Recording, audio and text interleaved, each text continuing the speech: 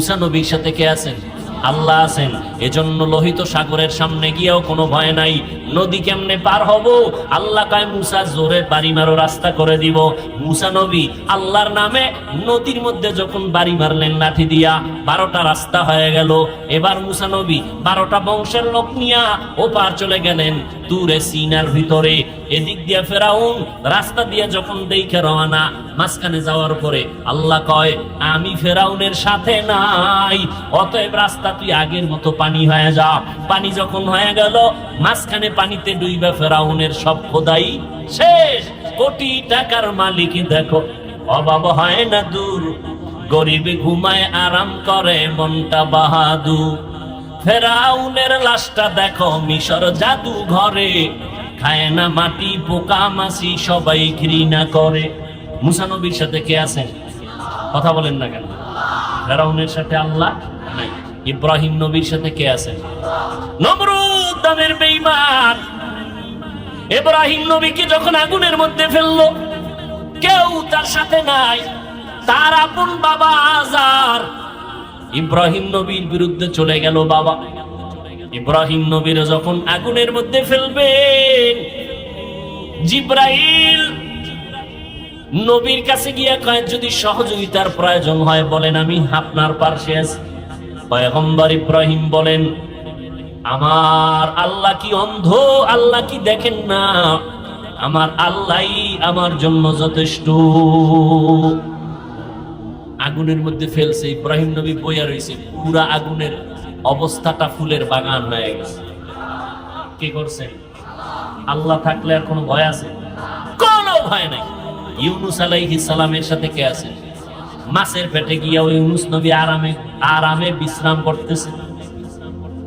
ভাইরা আমার, যারা ধৈর্য ধারণ করবে তাদের 1 নাম্বার পুরস্কার, জমিনের মধ্যে মরার আগে আল্লাহ তার সাথী হয়ে থাকবেন। আর মরণের পরে পুরস্কার, ইন্নামা ইউয়াফাস সাবিরুনা আজরাহুম বিগাইরি হিসাব। ধৈর্য ধারণকারী যারা হবে, আল্লাহ ঘোষণা দিয়া বলেন কোরআনে, তোমাদের জান্নাতে ঢুকতে কোনো হিসাব নেওয়া হবে না। আল্লাহর কাছে সাহায্যের জন্য কয় জিনিস লাগবে? 1 নম্বরে কি? ধৈর্য। বলেন 1 নম্বরে কি? ধৈর্য। আসেনি ধৈর্য? কই? মোনাজাতটা দিতে শুরু করলেই নাই, জুতা লয়ে আস্তে আস্তে বের হয়ে যায়, সালাম নাই কালাম নাই, ধৈর্য নাই। 2 ঘন্টা বৈশা বয়ান শুনলো, 5 মিনিট বয়া মোনাজাতটা দিবে, ইয়া ধৈর্য হয় না অনেকের। আছে না নাই? দেখবেন মোনাজাতটা শুরু হলে ওইটা অনেকে চলে যায়, ধৈর্য নাই। 2 ঘন্টা বসলো, বয়ান শুনলো, 5 মিনিট বসে দোয়াটা করবে, কপালে নেই। জুমার দিন মসজিদে যায়, সবার শেষে গিয়ে ঢুকে ইমাম খতিব সাহেব সালামটা ফিরাইলেই দৌড়। ঠিক নেই? জুমার নামাজের পরে আরো 4 রাকাত সুন্নাত আছে না নাই? পড়া লাগবে কি লাগবে না? জুমার নামাজের আগের সুন্নাত নিয়ে আলেমরা বিতর্ক করেছে, কিন্তু ইমাম খতিব সাহেবের সালামের পরের 4 রাকাত সুন্নাত নিয়ে তো কোনো বিতর্ক নাই, পড়তেই হবে। কিন্তু যারা সুন্নাত না পড়িয়া মসজিদ থেকে বের হয়ে যায়, মনে হয় একটা ঘূর্ণিঝড় শুরু হয়েছে, কার আগে কে যাবে। এটা ধৈর্যের প্রতিযোগিতা চলে, কার আগে কে যাবে। যারা জুমার নামাজের সালামের পরে সুন্নাত 4 রাকাত না পড়িয়া বের হয়ে যায়, এদের মনে রাখতে হবে এরা কিছু সওয়াব আর কিছু সওয়াব আর কিছু গুনাহ। মুসাফিরের জন্য মাসআলা আলাদা। ধৈর্যের পরের গুণের নাম হলো নামাজ। নামাজ কয় ওয়াক্ত লাগবে নি? কথা বলেন। قال النبي صلى الله عليه وآله وسلم بين العبد وبين الكفر ترك الصلاة। পয়গম্বর বলেন মুমিন আর বেঈমানের মধ্যে ব্যবধান হলো নামাজ। বেঈমানেরা নামাজ পড়ে না, মুমিনেরা নামাজ ছাড়ে না। নামাজ লাগবে নি? এরে নবীর আশিক, কিয়ামতের দিন হিসাব হবে সর্বপ্রথম কিসের? আরো জোরে বলেন। আউয়ালু মা ইউহাসাবু বিহিল আবদু ইয়াউমাল কিয়ামাতিস সালাহ। পয়গম্বর বলেন কিয়ামতের ময়দানে সর্বপ্রথম হিসাব হবে নামাজের। মুমিন আর বেঈমানের মধ্যে ব্যবধান হলো নামাজ। আমার নবী কষ্ট করে নামাজের জামাত ছাড়েন নাই। মুফতিয়ানে কেরাম বলেন, আল জামাতু সুন্নাতুন মুআক্কাদাতুন লা ইয়াতরুকুহা ইল্লাল মুনাফিকুন। মুফতিয়ানে কেরামেরা বলেন, জামাতে নামাজ পড়া সুন্নতে মুআক্কাদা, মুনাফিক ছাড়া জামাত ছাড়তে পারে না। জুমার নামাজে মুসল্লি কম না বেশি? কি এরা সব ইন্ডিয়ার থেকে আসে? এরা ফজরে ছিল না, মসজিদে আসলো না কেন? আবার জুমার নামাজের পরে আসরে মসজিদ খালি নাই। আবার জুমার দিন অনুষ্ঠান, সালাম ফিরে মোনাজাতটা দিয়ে সিনেমা হলে গেছে। গেছেনি? বলে কেমন সিনেমা হল? কয় বিবাহের অনুষ্ঠান, মিনি মিনি সিনেমা হল। বিবাহের অনুষ্ঠানে বেপরদা আছে না নাই?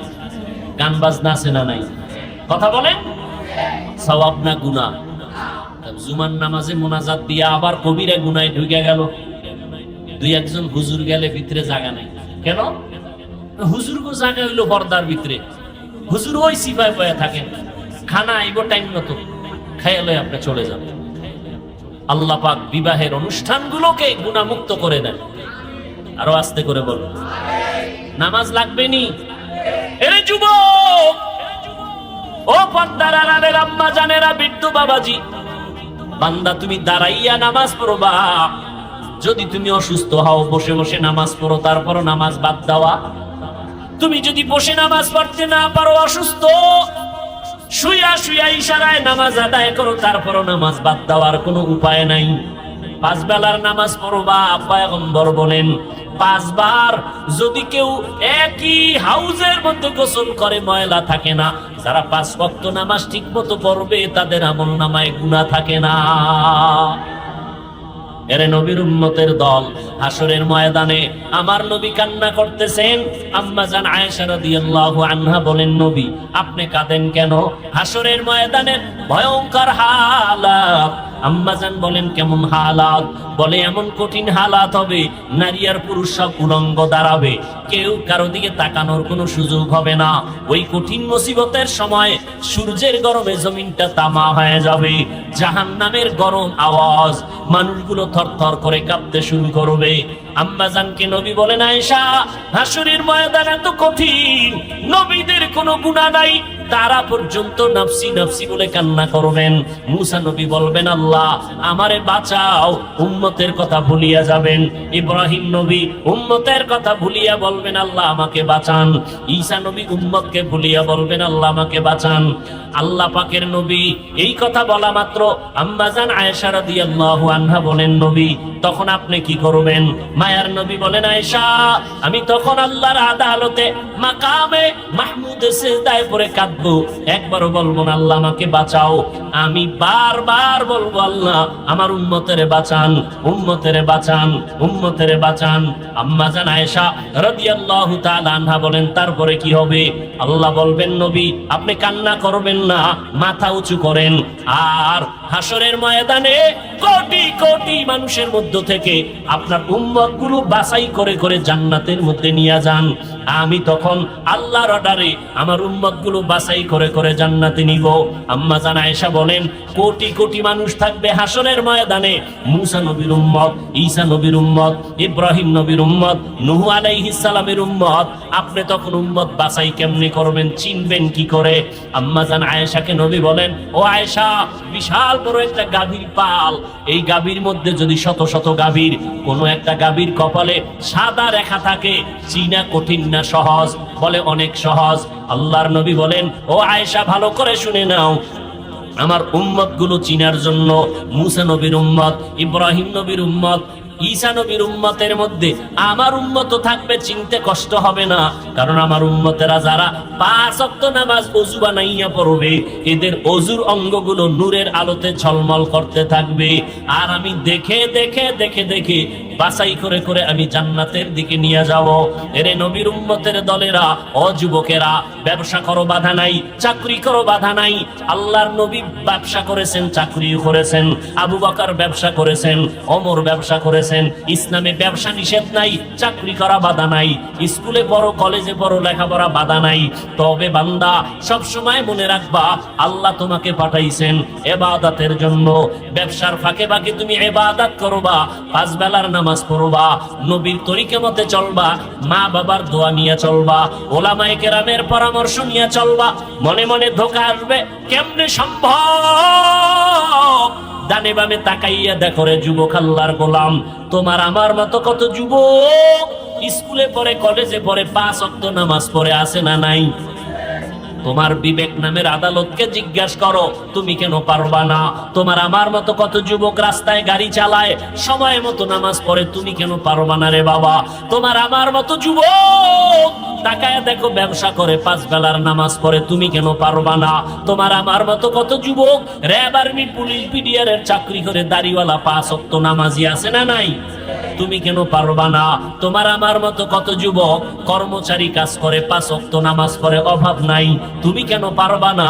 শয়তানের ধোকায় পড়ে গেছো, এখনো সময় আছে, তওবা করে নাও, আল্লাহকে ডাকো আর বলো, হে মালিক, এই জীবনে শয়তানের ধোকায় পড়ে গুনাহ করে করে 2 হাত নাপাক করেছি, জিহ্বা নাপাক, আমার অন্তর নাপাক, আজকে থেকে তওবা করে নিলাম। গুনাহ নিয়ে কবরে গেলে জাহান্নামের শাস্তি সহ্য করতে পারবো না। দুনিয়াতে সূর্যের গরম সহ্য করতে পারি না, দুনিয়াতে গরম সহ্য করতে পারি না, একটা মশার কামড় সইতে পারি না। গুনাহ নিয়ে কবরে গেলে জাহান্নামের আগুন কেমনে সহ্য করব? আল্লাহর কোরআন সত্য, গুনাহগারের জন্য কবরে আযাব হবে তাও সত্য, হাসরে আযাব হবে তাও সত্য। অতএব আজকে থেকে তওবা করে নাও। মরিয়া গেলে যাব, হায়াতের মালিক আল্লাহ, ইজ্জতের মালিক আল্লাহ, রিজিকের মালিক আল্লাহ। ও যুবকেরা, ও পর্দার আড়ালের মা বোনেরা, আপনার মতো কত মা বোন এখনো আছে স্বামীর খেদমত করে, 5 ওয়াক্ত নামাজ পড়ে। আপনারা তো নবীদের মায়ের মতো মা, আপনারা সাহাবায়ে কেরামদের মায়ের মতো মা, আপনারা নবীর স্ত্রী আয়েশা রাদিয়াল্লাহু আনহার মতো নারী, আপনারা খাদিজা রাদিয়াল্লাহু আনহার মতো নারী, আপনারা হাফেজে কোরআনের মায়ের মতো মা, আপনারা আলেমদের মায়ের মতো মা। আপনারা কেন এখনো নবীর তরিকা মতো চলবেন না? দুনিয়াতে কষ্ট করে কামাই রুজি করে দিবে আপনার সন্তান, আপনার স্বামী। আপনার কোনো কষ্ট করিয়া কামাই রুজি করা লাগবে না, আপনি কামাই রুজি করা অংশ নিয়ে ঘরের মধ্যে থাকবেন, সন্তানকে মানুষ বানাবেন, 5 ওয়াক্ত নামাজ পড়ে স্বামীর জন্য দোয়া করবেন, সন্তানের জন্য দোয়া করবেন, সন্তানটাকে আদর্শওয়ালা বানাবেন। পিছনে যদি অন্যায় করিয়েই থাকেন, এখন সময় আছে, তওবা করেন, আর বেপরদায় চলবেন না, স্বামীর অবাধ্য হবেন না, স্বামীর মাল নষ্ট করবেন না, আমানতের খেয়ানত করবেন না, সন্তানগুলোকে আদর্শওয়ালা নামাজি বানাবেন, সন্তানগুলোকে 5 ওয়াক্ত নামাজি বানাবেন। ও যুবক, তুমিও তওবা করো, মা বাবার দোয়া নিয়ে চলবা, আলেমদের পরামর্শ নিয়ে চলবা। হায়াতের মালিক, রিজিকের মালিক আমার আল্লাহ, ইজ্জতের মালিক আমার আল্লাহ। আমরা যারা নবীর তরিকা মতো চলি, আমরা তো কেউ না খাইয়া মরে যাই নাই, সম্মান কমে নাই, ইজ্জত কমে নাই। অতএব এখনো সময় আছে, তওবা করে নাও। ও আল্লাহ, চাকরি করি, ব্যবসা করি, লেখাপড়া করি, আর নামাজ বাদ দিব না, নবীর তরিকা মতো চলবো, মা বাবার খেদমত করে দোয়া নিয়ে চলবো, ওলামায়ে কেরামের পরামর্শ নিয়ে চলবো। তওবা করার মতো যদি নিয়ত হয়, মুনাফিকি যদি অন্তরে না থাকে, খাঁটি তওবার নিয়তে 2 হাত আমার আল্লাহকে দেখাইয়া দাও। আয় আল্লাহ, আমাদের হাতগুলো কবুল করে নেন, তওবা কবুল করে নেন, তওবার উপরে মজবুত হইয়া চলার মতো তৌফিক দান করেন, আমিন।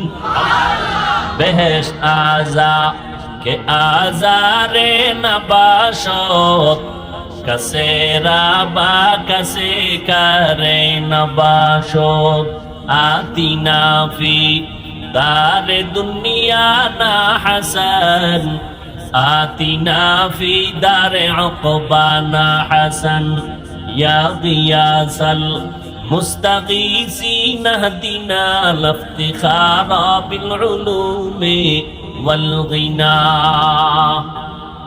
জান্নাত যে ছোটটা পাবে, যেই মুমিন ছোট জান্নাত পাবে, বর্তমান দুনিয়ার থেকেও 10 গুণ বড়। আরো আস্তে করে বলো, একবার মুমিন তুমি যদি মুহাব্বতে জবানটা খুলে সুবহানাল্লাহর আওয়াজ দাও, জান্নাতের মধ্যে একটা বিশাল বড় ফলের গাছ হয়ে যাবে। আরো জোরে বলেন, এত সওয়াব রাখবো কই? কে কয় যে সওয়াবের কাজ মোটেই করেন? কথা ঠিক নেই। যারা মসজিদে টাকা দেয় না, তারা বারবার হিসাব চায়। কথা বলেন না কেন? যারা দান করে না তারা কি চায়? হিসাব চায়। আর যারা দান করে তারা দোয়া চায়। তারা কি চায়? একটুখানি নেকের তরে রোজা হাসরের মাঠেতে বাবা ঘুরবে ছেলের পিছে, ছেলে বাবার আগেতে। আহাতে মন কঠিন দিনেতে নামাজ তোমায় ভুলবে না, ঠিক মতো পড়িলে নামাজ জান্নাত তোমার ঠিকানা। ঘুমের চেয়ে নামাজ ভালো আর তুমি ঘুমাইও না, ঠিক মতো পড়িলে নামাজ জান্নাত তোমার ঠিকানা। নামাজ কয় ওয়াক্ত? সপ্তাহে একদিন না প্রতিদিন? মাঝে মাঝে 2-1 ওয়াক্ত ছেড়ে দিলে কোনো সমস্যা হবে? কি বলেন? হবে বলার পরে পড়েন না কেন? এ বিশাল মজলিস, দাঁড়ানোর জায়গা নাই, এত মানুষ, সব আশিকে রাসূলের দল, কিন্তু এমন আশিক এই মাঠে আছে আজকে ফজরের নামাজ পড়েন নাই, যোহর আসর মাগরিব এশাও পড়ে নাই। নাই এই কথা বলেন না। আবার বয়ানের আগে আগে বিড়ি টেনে টেনে ময়দানে ঢুকছে, মোনাজাতের পরে আবার বিড়ি ধরায় বাসার দিকে চলে যাবে। আশেপাশে একটু যদি তদন্ত করেন দেখবেন বহু কপাল পরা এখনো বয়ান শুনে আর বিড়ি টানে। এরকম আছে না নেই? এই হলো আমাদের হালাত। বয়ান চলতেছে, আবার চায়ের দোকানে টেলিভিশন চলতেছে, মাইকের আওয়াজ যাইতেছে, মনে মনে কেউ ভাবতেছে মাইক বন্ধ করে না কেন, এত রাত বয়ান কেন? কে কয়? হিন্দু না মুসলমান? এত আজ দিয়া হবে কি?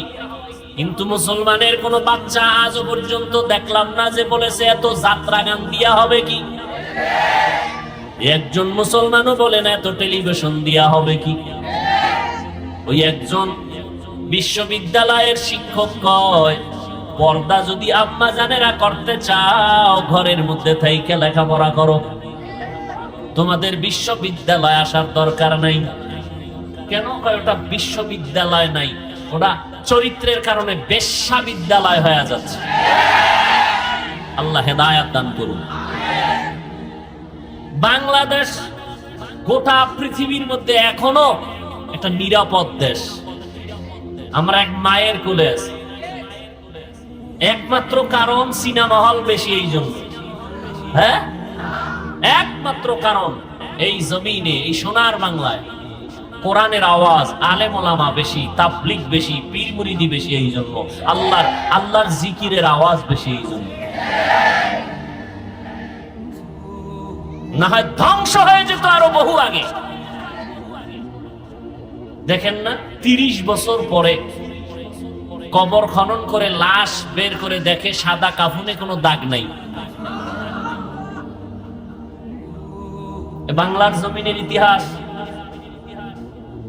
প্রতিদিন যেই পরিমাণ ওয়াজ হয় বাংলাদেশে, মোনাজাত হয়, কান্নাকাটি হয়, পৃথিবীর আর কোন রাষ্ট্রে হয় না। জিন্দগি মে বন্দগি তু করনা হে,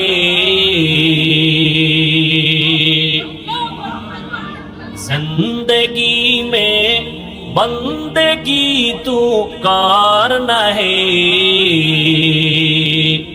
जिंदगी में बंदगी शर्मिंदा है, जिंदगी में बंदगी शर्मिंदा है। दुनिया में हो दुनिया का तलबगार ना हो, बाजार से गुजर हो खरीदार ना हो,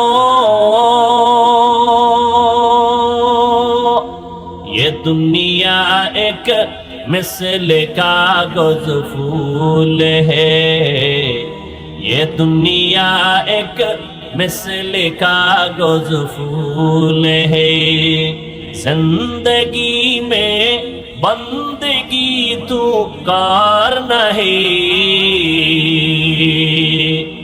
जिंदगी में बंदगी तू कर नहीं, जिंदगी बे बंदगी शर्मिंदा है, जिंदगी बे बंदगी शर्मिंदा है, जिंदगी में बंदगी कुन बंदगी, बंदगी बे जिंदगी शर्मिंदगी। আল্লাহ তাআলা বলেন, আমি মুমিনকে জান্নাত দিব, আর যে সমস্ত বেঈমানের নামে জান্নাতে ঘর আছে, ঈমান না থাকার কারণে তো ওরা জান্নাত পাবে না।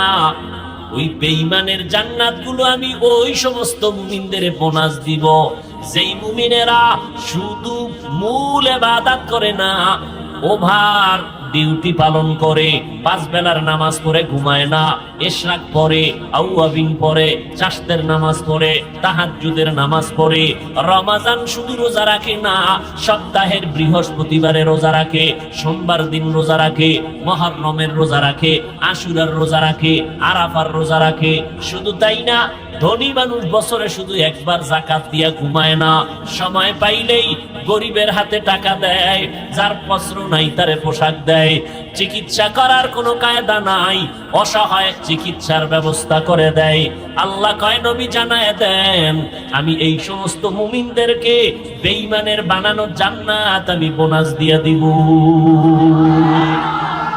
আতিনা ফি দারে দুনিয়া না হাসান, আতিনা ফি দারে উকবা না হাসান, ইয়া গিয়াসাল মুস্তাগীসিন হদিনা লফতিখারা বিল উলুমে ওয়াল গিনা, হর গরিদে নেকো তু তৈয়ার হ্যায়, हर गरीब नेको तू तैयार है, जो न मांगे उससे तू बेजार है। কষ্ট হয়, দুনিয়ার কাজের জন্য কত রাত ঘুমাও নাই, বন্ধু আর বন্ধু বান্ধবী নিয়ে আড্ডা করে কত রাত ঘুমাও নাই। আজ এই জমিনের মধ্যে যদি আল্লাহর দ্বীনের জন্য একটা রাত ঘুম নষ্ট করে দাও, কিয়ামতের ময়দানে আমি আল্লাহ এই কষ্টের বিনিময়ে কোরআনের মহব্বতে বিনা হিসাবে আমার আশিকদের জান্নাত দিয়ে দিব। এই কষ্ট বিফলে যাবে? বলেন, এই ময়দানটা, এই মাঠের দাম কত? বসার সাথে সাথে সবার গুনাহ মাফ। আরো আস্তে করে বলেন, মোনাজাতটা দিয়ে যখন যাবেন, জিন্দেগীর সমস্ত গুনাহ মাফ হয়ে যাবে। রাস্তায় যাওয়ার সময় আল্লাহ না করুন যদি ইন্তেকাল হয়, আল্লাহ শাহাদাতের মর্যাদা দান করবে। এত বরকতের মজলিস, উলামায়ে কেরামের মজলিস, বেহেশতের বাগান। ইয়া আইয়ুহাল্লাযীনা আমানু ইসতাঈনু বিস-সাবরি ওয়াস-সালাহ, ইন্নাল্লাহা মা'আস-সাবিরিন।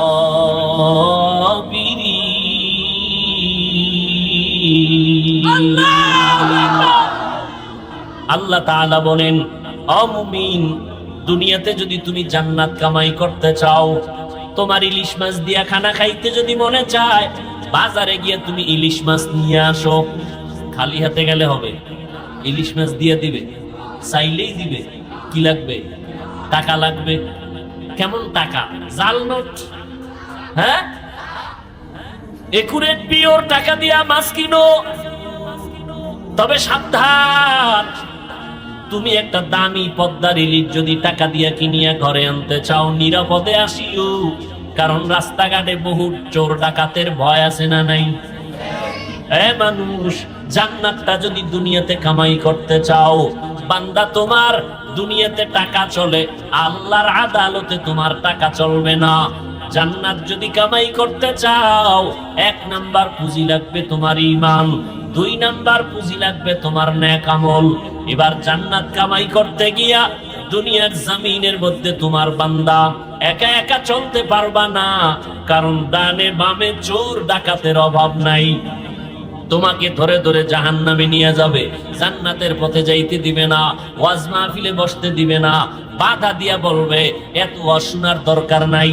মসজিদে নামাজে যাইতে বাধা দিবে, জিকির করতে বাধা দিবে, এত জিকিরের কোনো প্রয়োজন নাই, কোরআন তেলাওয়াতের প্রয়োজন নাই। এমতো অবস্থায় যদি তুমি জান্নাতের পথে আগায় যেতে চাও, আল্লাহর সাহায্য ছাড়া চলার কোনো উপায় নাই। কারণ আমি বড় দুর্বল, দুনিয়ার পরিবেশ বড় নাপাক, আবার শয়তান তোমাকে আমাকে পেছন দিক দিয়ে টানতেছে মুসিবতের মধ্যে ফালানোর জন্য। এমতো অবস্থায় যদি জান্নাতের পথে আগাইতে চাও, আল্লাহর সাহায্য ছাড়া আগানো যাবে না। কার সাহায্য চাই? আল্লাহ। সাহায্য তো চাইছি, পাই না। আল্লাহর কাছে বহু চাইছি, পাই না। আল্লাহ বলে চাওয়ার মতো চাও। বলে চাওয়ার মতো কেমনে? কয় 2 জিনিসের মাধ্যমে চাও। 1 নম্বরে ধৈর্য, 2 নম্বরে নামাজ। 1 নম্বরে কি, 2 নম্বরে কি? আপনাদের জানা থাকলে বলেন ইসলামের বেনা কয়টা? মনে নাই? 1 নাম্বার যেটা, তার নাম ঈমান। 1 নম্বরের নাম কালেমা বা ঈমান। নামাজ, রোজা, হজ, যাকাত। আবার খেয়াল করেন, 5টার মধ্যে ধৈর্য কোনটার নাম আছে দেখেন তো? ঈমান, নামাজ, রোজা, হজ। ধৈর্য আছে কয় নম্বরে? আছে? কথা বলেন না কেন? জাহিরি ভাবে দেখা যায় নাই। ঈমান, নামাজ, রোজা, হজ, যাকাত। ঈমানের পরেই কি? নামাজ। ঈমানের পরেই আল্লাহ কয় সাহায্য চাও আমার কাছে 2 জিনিসের মাধ্যমে। এর মধ্যে ইসলামের 5 দানার একটা আছে নামাজ, তাও 2য় সিরিয়ালে। 1ম সিরিয়ালে ধৈর্য। কেউ না থাকলে তোমার নামাজ হবে না। ধৈর্য বড় দামি এক সম্পদের নাম। قال النبي صلى الله عليه وآله وسلم من يريد الله به خيرا يصب منه। আল্লাহর নবী বলেন, ও দুনিয়ার উম্মতের দল, আল্লাহ পাক দুনিয়াতে মানুষকে, মুমিনকে যাকে বেশি মহব্বত করেন তাকে ধৈর্যের পরীক্ষা নেবেন। স্বামী আর স্ত্রী বসে বসে মহব্বতের আলাপ করতেছে। এক সময় স্ত্রী বলে, এই স্বামী, তুমি আমাকে কেমন মহব্বত করো? বলে, তুমি আমার জীবন, তুমি আমার মরণ, তুমি আমার সব। বলে, কেমন তা বাস্তবে বুঝাও? তুমি আমার জীবনের সব, তুমি আমার মরণের সব। যখন যা চাইবা আমি দেওয়ার জন্য প্রস্তুত। চাইতে দেরি পাইতে দেরি। স্ত্রী বড় নেককারিনী, আমলওয়ালা, ইমানদার। কয়, তুমি আমি চাইলেই দিবা? বলে, হ্যাঁ। কয়, তা আমারে তালাক দাও। কি দাও? আমাকে তালাক দাও। স্ত্রী এই কথা বলা মাত্র স্বামী বলে, এটা একটা কথা হইল? বলে, না, তুমি ওয়াদা করেছো চাইলেই দিবা, দাও। স্বামী বলে, গলায় ছুরি লাগবে, জীবনে এই শব্দ জবানে উচ্চারণ করব না। কথার কাটাকাটির এক পর্যায়ে দুজন পয়গম্বরের দরবারে সমাধানের জন্য রওনা। এই এরা এরকম করে কেন? কি মোনাজাত দিয়ে দিব? হ্যাঁ, মরাডারে মারো কেন? কয় লড়ে কেন? মোনাজাত দিয়ে দিব? কারো জ্যৈষ্ঠ মাস, কারো সর্বনাশ। বসার জায়গা হয় না, এরা উঠে যাইতেছে। শয়তানে যারে ধরে কাম থুইয়া আকাম করে, কাম থুইয়া আকাম করে। মানুষ বসার জায়গা পায় না। আল্লাহ সব ভাইকে কবুল করে। কষ্ট হইতেছে না? আর একটু সময় আমি নিতেছি, অল্প টাইমে শেষ করে দিই। স্বামী আর স্ত্রী কোথায় রওনা? নবীজির দরবারে রওনা। তুমি ওয়াদা করেছো আমি চাইলেই দিবা, তালাক চাইলাম দাও না কেন? সমাধানের জন্য পয়গম্বরের দরবারে রওনা। রাস্তার মাঝে যাওয়ার পর হঠাৎ স্ত্রীটা তাকায় দেখে স্বামী বেচারা পড়ে গিয়া পাও ভেঙে গেছে। কান্না শুরু করলো, হাঁটতে পারি না, পায়ে ব্যথা পেয়েছে। স্ত্রী ডাক দিয়া কয়, স্বামী আমার, বেয়াদবি মাফ করে দাও, দুজনে চলো বাড়ি। নবীর দরবারে যাওয়ার প্রয়োজন নাই। আমি যে তোমার কাছে তালাক চেয়েছিলাম, আমার কথা আমি উল্টো করে নিয়ে নিলাম। স্বামী বেচারা সহ স্ত্রী বাড়িতে রওনা। বাড়ির আঙ্গিনায় গিয়া স্বামী ডাক দিয়া কয়, বিবি তালাক চাইলা কেন, আবার ফিরে নিলা কেন? স্ত্রী ডাক দিয়া কয়, স্বামী আমার, নবীজির হাদিস তুমি শুনাইছো, আল্লাহ যাকে বেশি মোহাব্বত করেন তারে মুসিবত দিয়া পরীক্ষা করেন। তোমার ঘরে আসার পর কোনোদিন আমি কোনো মুসিবত দেখি নাই। ভাবলাম তোমার ঘরে আল্লাহর রহমত নাই, যেখানে আল্লাহর রহমত নাই আমিও সেই ঘরে থাকতে রাজি না। কিন্তু রাস্তার মাঝে যাওয়ার পর হঠাৎ যখন তুমি পড়িয়া পাও ভাঙছো, কান্না বের হয়ে গেল, আফসোস আসতে শুরু হলো, ব্যথা পাইলা, কান্নাকাটি আর মুসিবত। আমি দেখলাম সাথে সাথে